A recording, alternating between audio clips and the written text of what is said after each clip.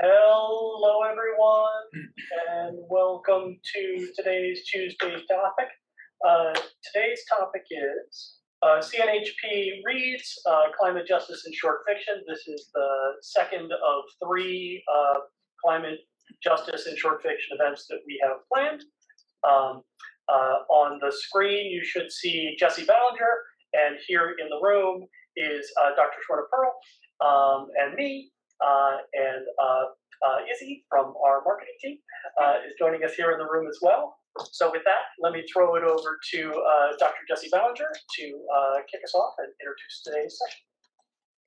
Sure. Well, I would just like to begin. It's our practice to begin with just a moment of silence to reflect, gather our thoughts about what brings us together besides this particular short story, which is the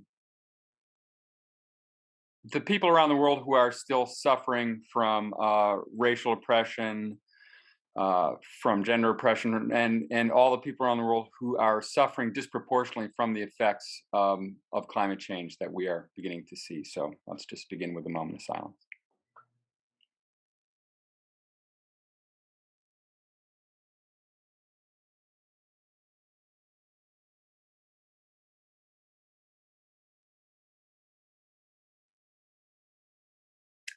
Okay.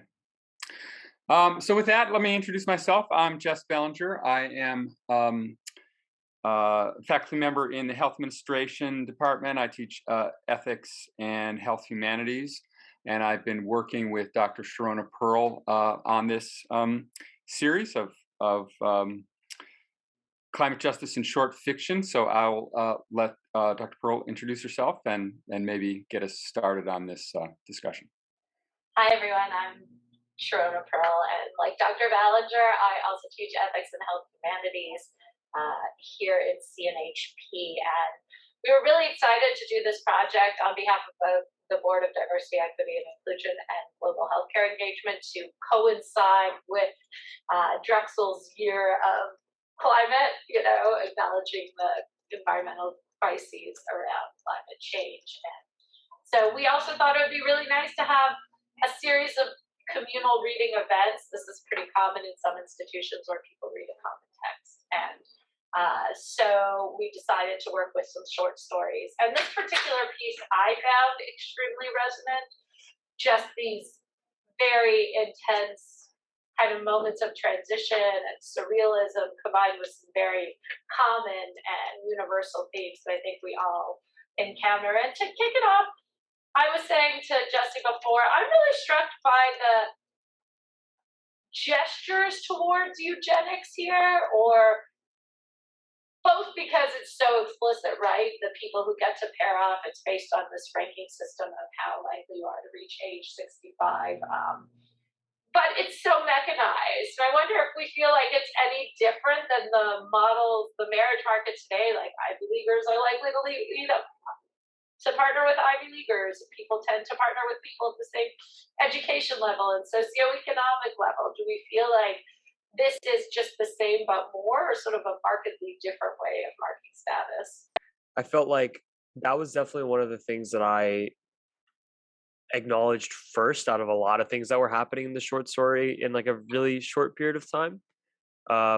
It definitely felt like I thought that the setting was really interesting because it was set in the future, but not so far in the future to seem like unconnectable. And like the eugenics, like you mentioning that, really made me think about how even like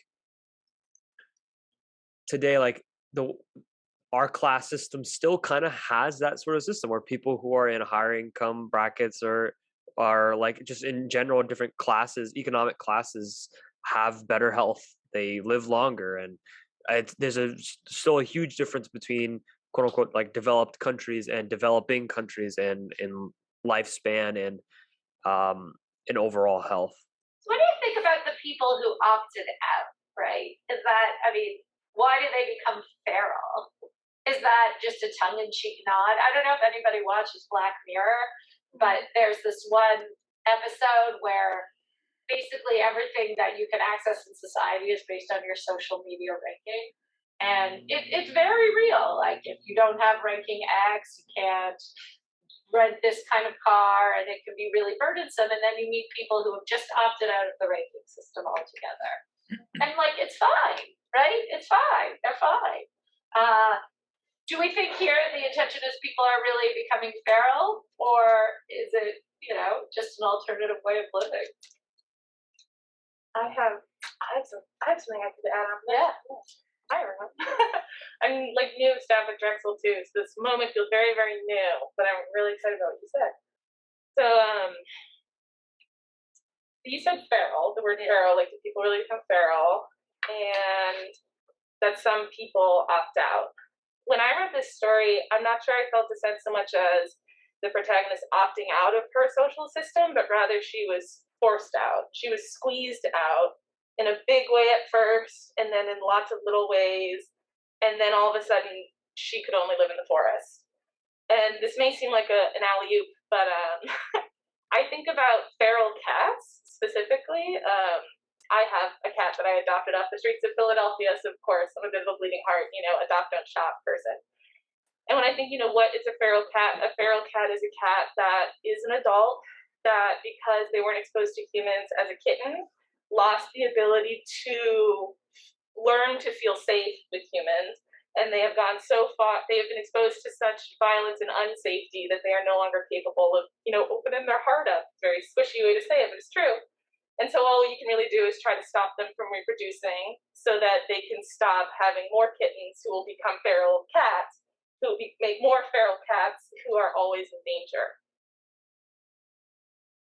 And that sounds a lot like what she was describing here. And so I'm curious about the idea of, or the question of, what does it mean to become feral?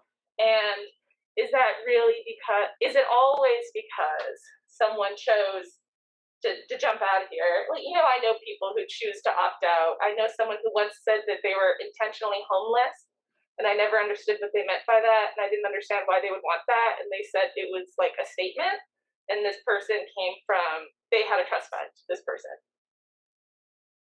And so maybe that's my question now. So what does it mean to become feral, especially if our understanding of the word feral also has to do with your ability to accept care based on how other people have treated you when you were young? So I'm just trying to think. So essentially the question is about like what it means to be feral, or what the process of the process of becoming it, and like the way you're treated that leads to that happening. I think my question is, what does becoming feral mean to you? Like us Okay. together, especially considering that this is a story written in the first person by someone who was trying to resist ostracization the whole time.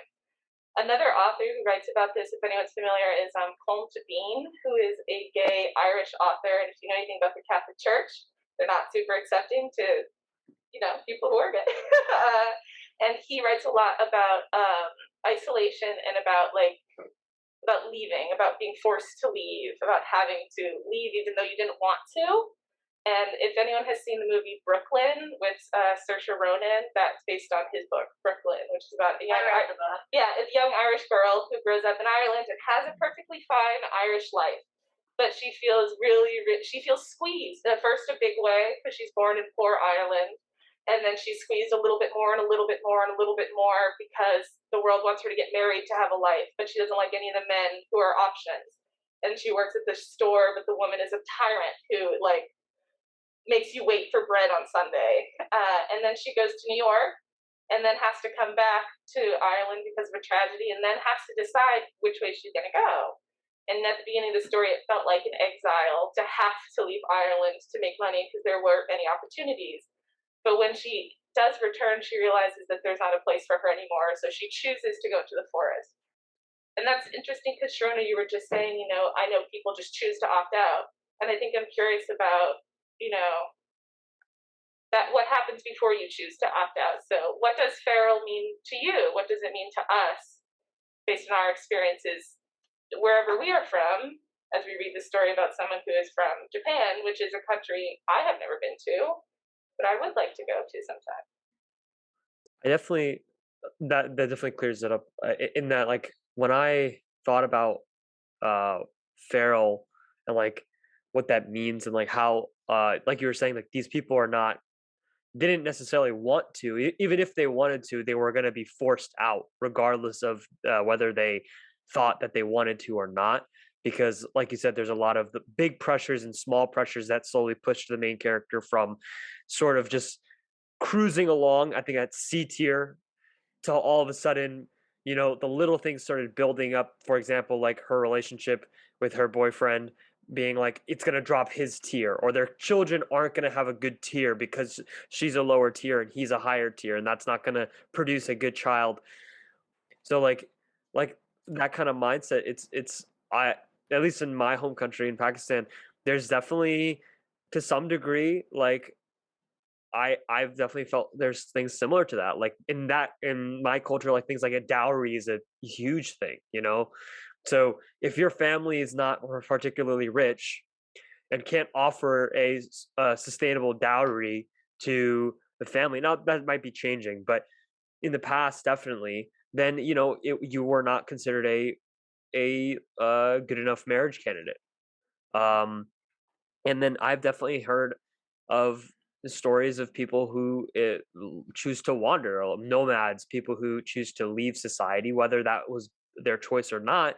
Regardless, those people are often looked as, at least in my home country, as more wild, more, not really bound by societal norms and societal standards because they chose to leave it.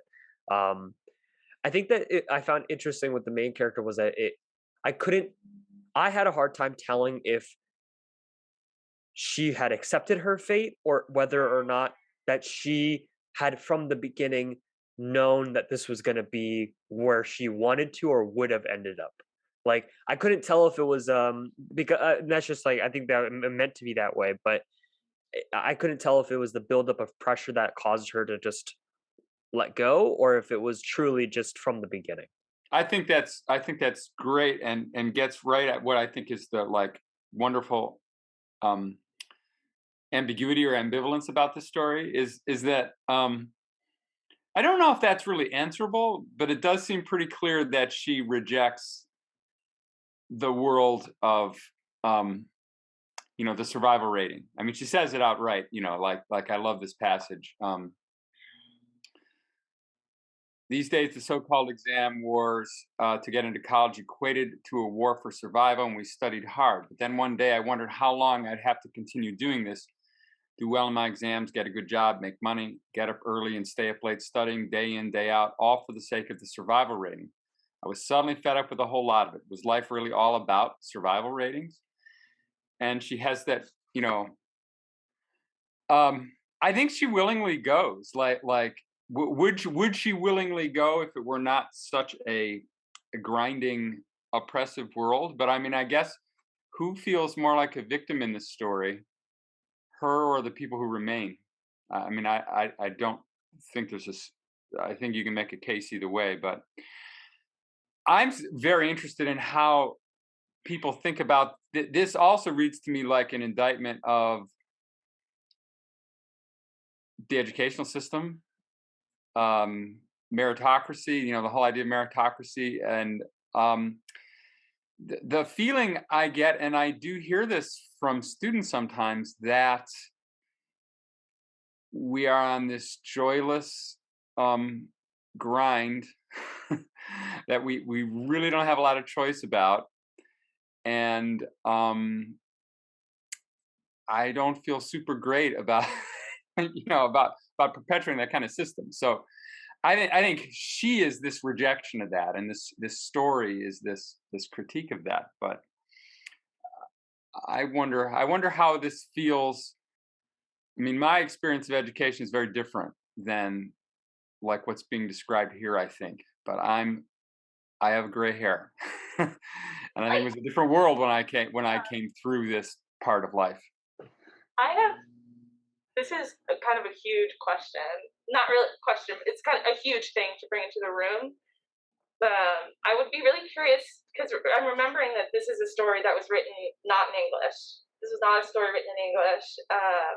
For context, I have a degree in English from the Ivy League, whatever that means to you, and I only got it because I got an enormous scholarship because my parents didn't have enough money for me to get a good education in cash. So so this story wasn't written in English. It was written in Japanese and it was translated for us. And so that tells me that I feel we really have to bring like an intersectional lens to this and an intersectional feminist lens. I'm looking at the very, very end of the story as, quote, downy white fur begins to sprout on the back of my hands. And she says that her husband was oblivious to this as he kissed me. And I think about all of the women kissed by men who were oblivious to this great transformation happening. I think pregnancy is just a perfect and everyday example. And something I learned in my college experience when I got an education, and this is a story of getting an education, I learned that early on in the Atlantic slave trade, there was a ship filled with people who had been stolen from West Africa being brought to the American colonies to work the plantations. And there was this major revolution and revolt where the enslaved people, I don't know the details, but somehow broke free of the shackles they were in on the boat and chose to walk into the water. They chose to drown in the ocean and lay on the floor of the ocean before ever touching land in the colonies. And I was curious about your question, Jesse, earlier about, well, you know, she chose to walk away, so isn't that a good thing? And I'm curious about what does it mean when our only choice is to walk away because what we are walking towards is inhospitable to your life? I think that's a really powerful question, and it gets at what you were saying earlier about did she choose to become feral, or did the structural system make it so that she had no other choice, but also kind of relates to something that I'm curious about that Jesse was gesturing toward, which is with whom do people empathize, right? I mean, so Jess, you're sort of saying education feels kind of joyless and, you know, kind of a long-term grind, which I, you know, definitely have that sense as well for a lot of people's experiences. But, you know, when you stop and you even read that particular passage of what you're saying, you don't even need the survival rating for people to feel conscripted into this sort of right. Right? Like in our particular historical I presume the survival rating resonates with people in the way a lot of metrics do. Right, like it could be, I mean, but here, let's say in the US, you know, for a particular, and I would say pretty narrow stratum of society, there's that precise sense of lockstep, inevitability, killing yourself for the next thing and the next thing and the next thing. And like, you don't even need the threat of this kind of broader survival rating. Like it's already just baked into the system. But I can envision a version of, you know, people reading that and being like, well, yeah, I mean, that's just what you do. And of course you do all of those things. Like, that's not this horrific system from which people have to escape. That's actually just called life or adulting or whatever, right? Like, you know, I could see a version of someone reading that and saying, okay, yes, in that particular or like precipice of the apocalypse world, there is this increased pressure on why to do this thing, but the thing itself just isn't that bad, right? Is it so bad that you would choose to, like, that you would need to choose to opt out in this extreme way, right? So I wonder, are there people out there who are empathizing with Megumi as opposed to Suzuki, and how does, you know? And a question I would love to add to that, Sharona, is you said who gets to decide, you said deciding if it's that bad. Yeah. My question is, who gets to decide if it is that bad? Right. So like, isn't that bad? You know, beauty is in the body. Beauty is in the eye of the beholder, and is pain in the body of the one who suffers. So I'm wondering about all the ways in which in life people tell you that things aren't that bad, but maybe you know they are, or it's just that doesn't quite make sense in the walking. And this is where it starts to get kind of turbulent because it's lots of bits and things. But right. Or to put it another way, who decides? Is it that bad when your ceiling is a lot lower? Like, how hard are people working, relatively speaking? Like, people are not all equal actors in the system. So the question of how bad it is might be graded towards your starting point. But does it have to be? Oh, well, probably not, but it's certainly, from that point of view, like the structures predetermine access. Well, maybe that's the question that this author is asking. Like, does it have to be? Like, if you become a white, furry beast who runs into the woods, it seems to be asking the question, does it have to be like this? And the thing that really catches me is we don't know, much like the end of The Sopranos, whether or not the main character dies at the end. Because the last line we get is, I briefly wondered what my survival rating percentage was now, but that too gradually receded into the distance. That could be interpreted on a very straight up way as, I wondered what this society thought my chances were, but their perceptions of me don't apply as much now that I live in the woods. So if we also take survival to literally mean whether or not you are alive, if her survival rating percentage continues to fade, does that imply a death of some kind? And what could that death be? Is it multifaceted? Does it matter to us? How does the story change if we're told she lives happily in the woods forever and she lives her best life? And how does the story change if she has this great transformation and goes off into the woods and that kills her too? First, I wanted to talk about the empathy thing, and then second, I wanted to talk about what you just said. Just something that came to my mind when it comes to like empathizing. I honestly empathize with almost every single person in the story, because there's like two sides to it that really reminds me of a discussion that I've had many times with people, is about like complacency and about accepting the system that you're in. So this is a big conversation I've had with, like, I'm a health services administration student, so I've had these discussions with some of my peers about how most people have accepted that things that we all criticize about the healthcare system, for example, are there to stay, and there's nothing we can do about it, and we might as well live with it. And that's like the majority of people are just like, this sucks, nothing we can do, we have to live with it, which is kind of like the majority of the population in the story. Is just like, whether they like it or not, the system is here to stay. While there's the other smaller percentage of people who are like, what I refuse to sit idly by and not do something about the system, or live by a system that is like choking me. And so like I empathize with both points of views, because it's hard to not be complacent. It's hard to step up and go out of your comfort zone, or especially because these people are living with this, like they're born with this number. So I definitely feel like everybody in the story has something going that I can empathize with, especially just the idea that it's hard to break away from a system that you've always lived with. And when the choice is you live with it, or they talking about going feral, it can be really challenging. And then, shoot, I lost my train of thought for the last thing you were saying. Can you remind me what you said? The last thing you said was, just really quickly. I guess that was my question, was, does it have to be this way? And also to, yes, and you, Abdullah, I'm reminded of, if anyone's familiar with the play A Raisin in the Sun by Lorraine Hansberry, it's often a very popular one for like the American high school English curriculum. In an interview, Lorraine Hansberry said, as a Black woman with very dark skin, which got her lots of immediate prejudice in her life, that it doesn't matter if you are oppressed or the oppressor, if we all live in an oppressive system, because everyone gets hurt to some degree.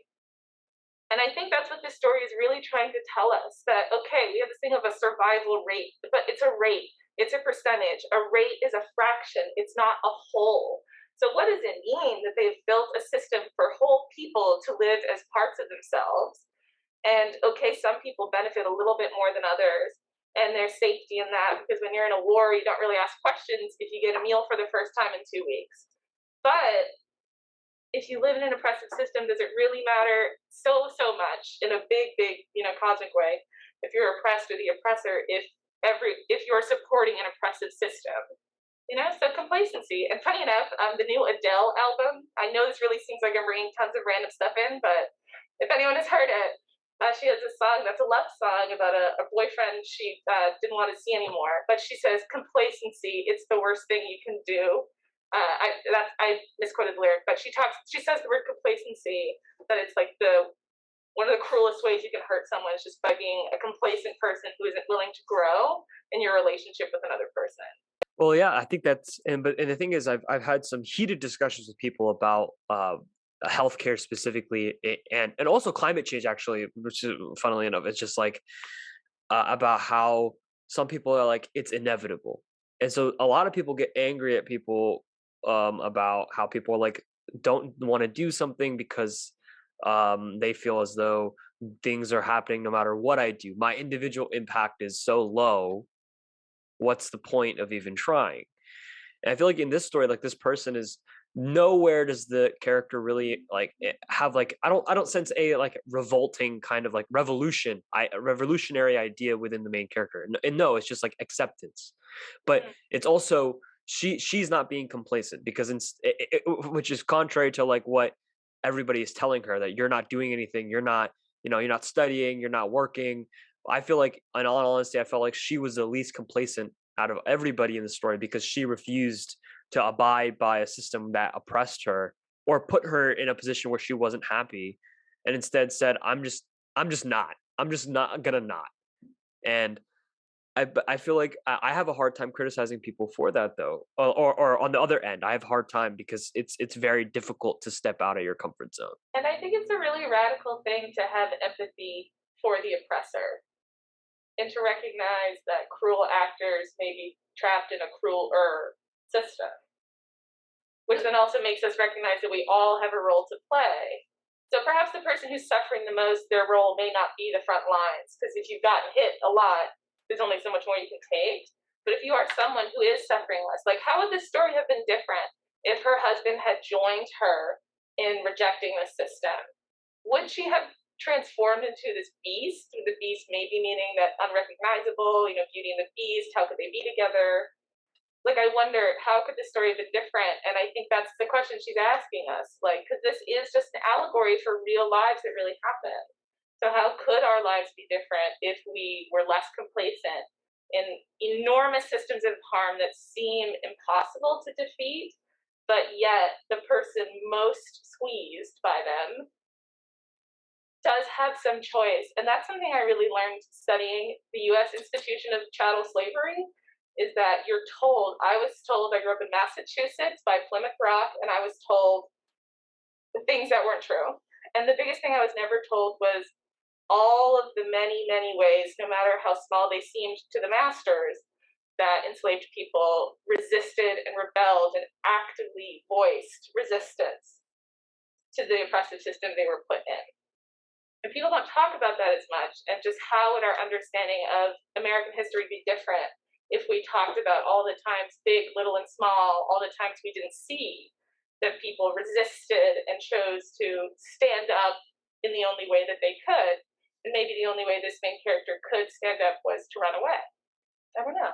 Who do you think the oppressor is, though, in this story? Because I don't know that it falls so neatly into kind of good guy, bad guy. I don't know that it does either. I don't know that it does, but we do know that maybe it's the percentage, the fact that they have a system of sort of putting percentages on people. I don't know, I can't speak for anyone else, but I personally don't like it when someone says my identity is a number. I think data is useful. It's a learning tool, but I am not a number. Like, I'm a person. But I don't know I don't know if it can be defined that clearly. You're right, Sharona, that these things are hard to define and therefore very difficult to be defiant of. I don't know. I feel as though the story tries to make the oppressor out to be both the system and also the higher percentage people, the people at the top. But I don't think that they're the oppressors. I think that's like the trick. It's like looking underneath the underneath. I think in the reality, everybody is a victim. Just like, for example, the people who, like major corporations today, who do a lot of like things that don't help the climate change. I'm just trying to link it back to that. It's like, yes, they're doing a lot of wrong. They're feeding into the system, but at the end of the day, like they're blinded by the system that they're in. Profit margins, whatever it is, they are victims who are essentially pushing the wrong agenda. We're all humans. We all live on the earth. We all should be on the same side when it comes to this, but we're not. And I feel like at the end of the day, I feel like to some degree everybody's the victim, but some people who are also victims end up victimizing even more people by feeding into the system even more. And so I think that's why I felt like I didn't feel any sort of like innate anger towards like the people who are at the top percent who have higher life expectancies, like, or like ratings or anything like that. Because like, I don't know. The reality of it was like, I felt like just like her husband, for example, he was willing to sacrifice something for her, his rating and the child thing. Or I think he was, I think he was, I don't know. I think he was hesitant to some degree, but she wasn't. She was like, no, you are better off feeding into the system the way it is because your quality of life will be better. I don't care enough to feed into it, essentially. I don't know. It's too hard to say no sometimes. Yeah, definitely. So I'm gonna follow your lead and bring in some pop culture. Oh, my favorite thing to do. I don't know if anybody watched Battlestar Galactica. No, tell me. Yeah. Oh, dear. So there's a moment where the woman who ends up being president, because she's like the 700th person in government, but the only one who survives, and she's adamantly in her general life before this moment, an adamantly pro-life advocate. And you're in this moment where the human population is down to double digits. And the question arises: do you outlaw abortion? Because that's all like. Humanity is actually going to die, right? It's going to peter out, right? So this kind of survival ranking moment. I mean, let us not forget, as Abdullah was pointing out, we are in this climate apocalypse framework, right? So these survival rankings are designed on some level to allow the continuation of humanity in the most challenging of frameworks. And maybe it's a metaphor, maybe when she is dropping out of the framework and her humanity is taken from her, it's really just this artificial framing wherein people who don't adhere to oppressive systems are dehumanized, right? Maybe, it's not that she grows fur, it's just that she stops wearing clothes that are that are what people say you need to do and what you need to do. But I keep thinking with what's happening in Ukraine and what's happening in Canada and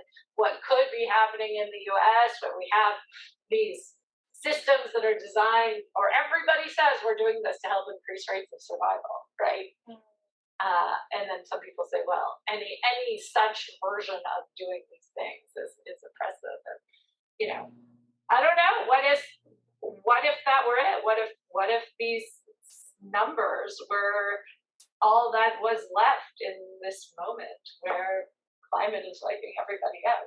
And let me be very clear, I'm not advocating that. But what are the trade-offs that we make against our personal freedoms in order to ensure survival? And how do we have to be skeptical of the claims that this ensures survival? And to me, that's one of the things that she's really saying, right? Let us be skeptical of what is necessary. But what if it's necessary?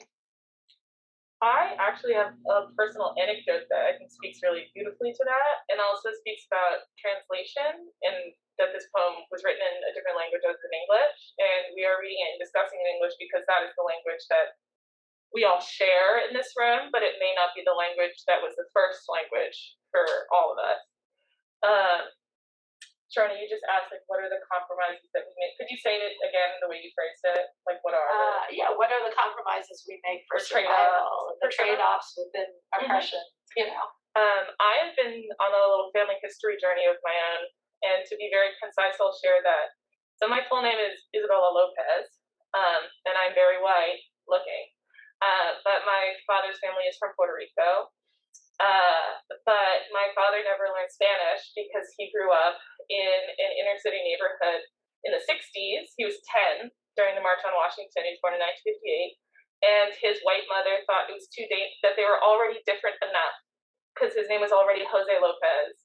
And they already had a father who spoke with a thick accent, and and she was, the white pillar trying to clean them all up. And I mean that in every sense. And so he didn't learn. And I don't know the full story as to why he didn't learn, but I know that he didn't. But he speaks very affectionately of his grandmother, my great-grandmother, who was a storyteller. She talked all the time, just as I'm doing now.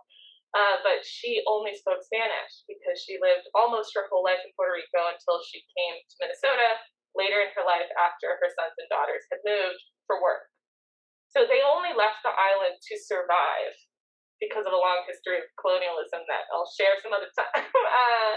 So to survive, they moved. And to survive, my grandfather married a white woman. And to survive, they didn't teach the children Spanish. And to survive, the children could never speak to their grandmother, who was the one who got them here. And my aunt, my brother's sister, told me the other day that she loved her grandmother so much, and she was the most generous, loving, wonderful woman in the world, and she lived a very long life. But she never truly heard any of her stories because my aunt could never speak Spanish, and the stories were always in Spanish. That's super fascinating that you say that, because like for my family, my parents immigrated to the United States, which meant that they had to give up their family in Pakistan and to give up their way of life that was normal to them, and they come here, and my family is very lucky. We, in that we haven't experienced as much discrimination as a lot of people do, but still it still exists, and there's definitely cultural norms and things like that that my parents have definitely sacrificed so that we could grow up in a society where we would be able to thrive. But and so it's interesting that you say that because like, and we were talking earlier about like safety. What do we sacrifice for safety and survival? And I think that's those trade-offs are sadly like a part of life. There's always trade-offs, and I think that we definitely make those today. And like linking to climate change, we make a lot of sacrifices for our comfort, and the sacrifice is climate change. There's so many things that we have in our households, and like, and at the end of the day, our individual impact is much less than the grand impact of like corporations and things. But we still do a lot of things in our day-to-day lives that are for our own comforts that sacrifice other people's comforts. A lot of things we own are created by people who are oppressed, for example. And so I feel like it's like a double-edged sword, a ever repeating cycle of sacrifice for ourselves and other people's sacrifice. And yeah, that's capitalism. I think maybe an interesting way to, and remind me, Darren, are we here for an hour? This is my first CNHP reads. Is this here's the one? We'll probably wrap it up around 12:50, right? Yeah, about 12:50. Well, with 8 minutes, as you can, my literature degree is showing with 8 minutes left.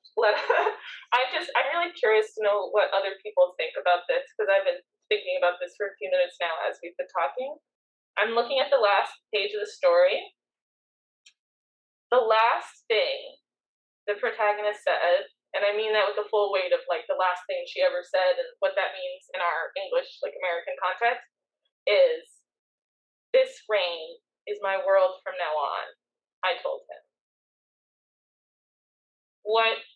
I want to talk about this rain. I don't even want to add a question because I don't want to like limit what might come to mind for someone.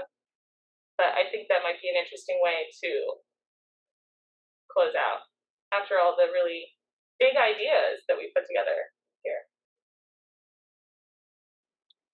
I think personally for me, the rain was like one of the first things that stood out to me when I was reading this story. I know from like a literature standpoint, but also just what my cultural attachment to the rain is that the rain usually resembles rebirth, and it's usually good fortune, the start of something new, sort of washing away everything from your past and starting fresh. And I think that's sort of how I interpreted this line to be, that it was sort of the main character talking about how this whole life of survival and oppression and systems and all the burden that carries, especially being someone who comes from sort of a lower rating, all of the burden that she carries of trying to fight for herself, fight for what she thinks she needs, to sort of giving all that up and realizing that she can just live for herself.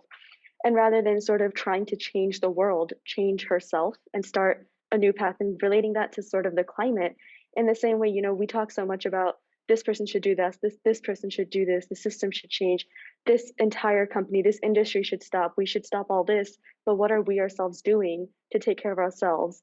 And what can we say to ourselves that, you know, this is my impact to climate change. I'm going to start recycling. I'm going to start composting. I'm going to start doing this. And so I can go to sleep at night knowing that I did my part, even if no one else did, even if it doesn't mean anything to anyone else. It means something to me to know that I contributed in my way, rather than just being complicit, as we've been talking about, in whatever the systems are and just trying to fit in with what everyone else is saying. I think something you just shared was so powerful that I wrote it down, and I want to like paint it on a humongous Last Supper size canvas. You said very quickly, but you said all these things she thought she needed, but she needed to look for herself. Wow.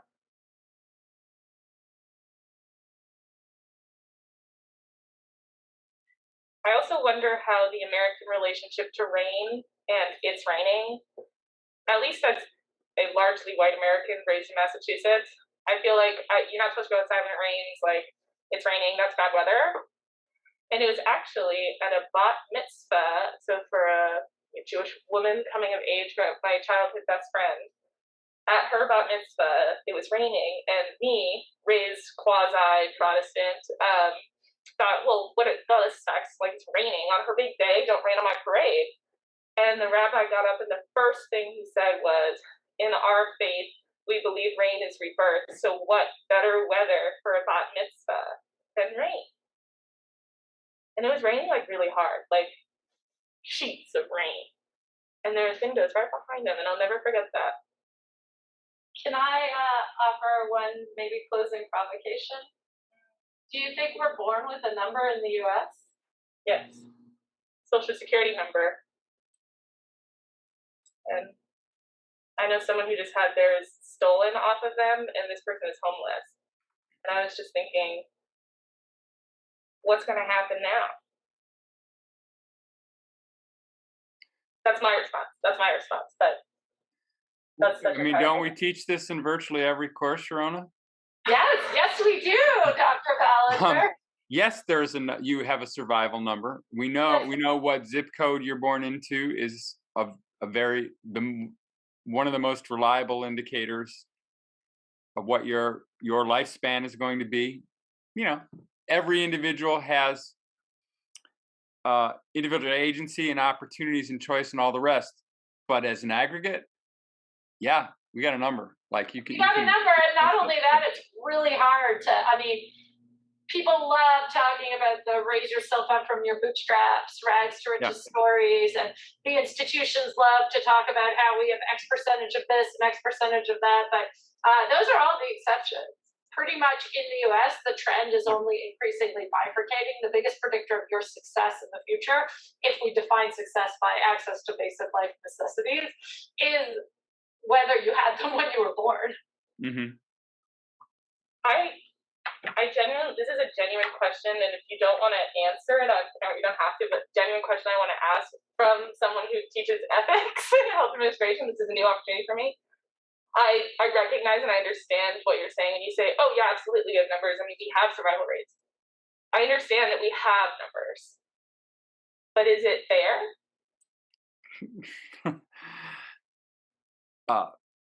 Dr. Ballinger. Very amorphous it. You don't have to answer it unless you want to, but with a very multifaceted it. I'll be quiet and let the students speak on this.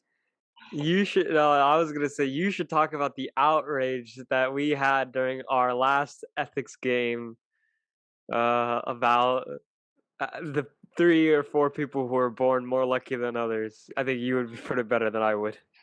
Well, I don't know if we have time to go into the whole game, but I do put people in the situation where they have to, like in a very artificial way, confront very stark inequalities, like right on the table in front of them, to this card game I put them through that models this. I think the easy answer is obviously this is grotesquely unfair. I think one of the things that's useful about the game, and the game I do, is like you set these rules up and then you say, oh, how are we going to distribute the cards? And then it's, going to be like, 2 or 3 people in the class get, 30 and others get 3, like obviously, so it's very obviously not. I think the question is what, and where this story is, what the story is really provoking us to think about is, what do we do about that? It's obviously unfair. It's like, but when that unfairness becomes ingrained in our social life, like from almost the moment we're born, like how do we confront it? How do we do something about that?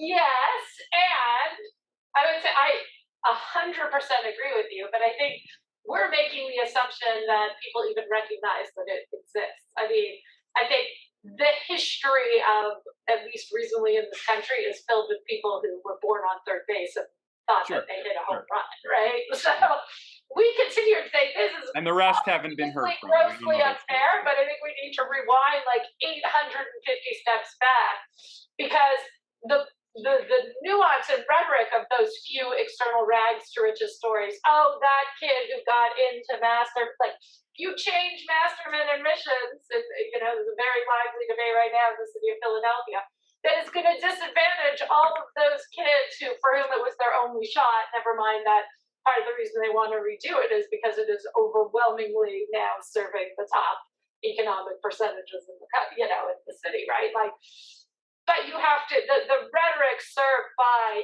elevating the cases of people who transcend this structural system seeks to obfuscate the fact that it exists, right? So yes, it is. Yeah, that's why we keep teaching it, no matter. We have to do something. No matter how obvious it may seem, you have to keep teaching it. Yes. Hard work is not, it's not just somebody saying, well, you're a disgrace if you work hard and follow the rules and things are going to work out for you.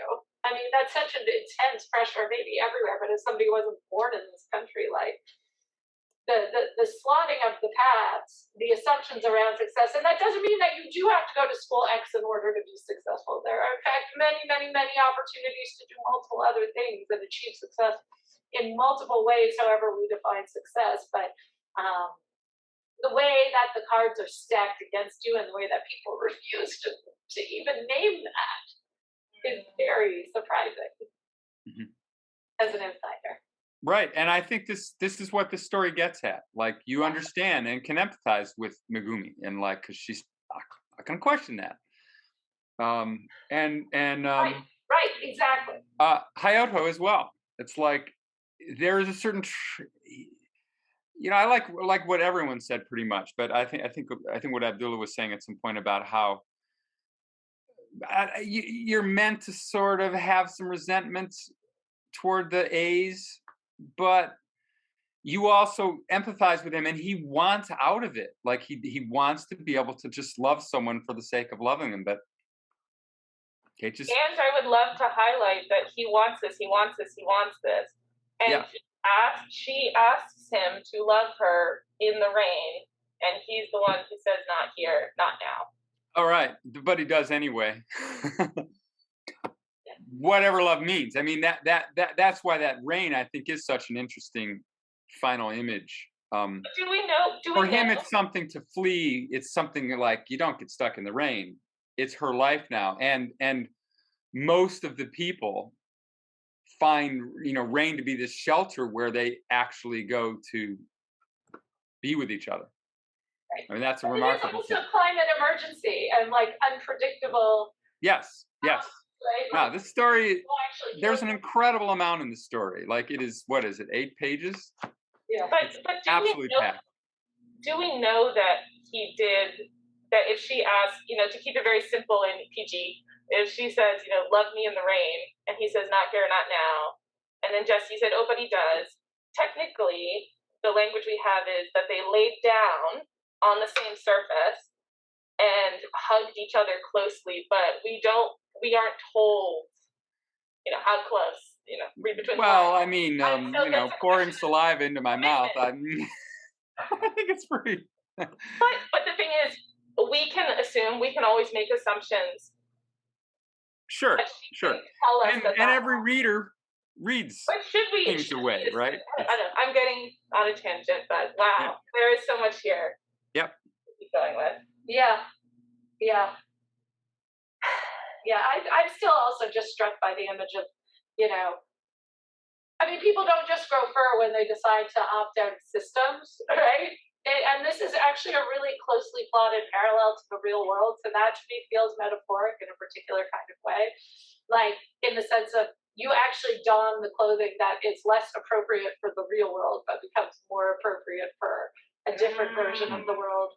Or maybe you just let your hair grow. Like hair removal makes no sense in certain kinds of environments, right? Like, you know, I don't know. To me, there is something about the many levels on which this story can operate. Yeah. And I'm getting the high sign. So thank you all for coming and for participating in this wonderful, wide-ranging and lively discussion. I know I have many things that I will be thinking about, and hopefully we will carry this energy into the final CNHP Reads of the year, which we are definitely going to tell Darren about really, really, really soon. Right, Jeff? Yes, maybe this afternoon I will take a look at those things you sent me.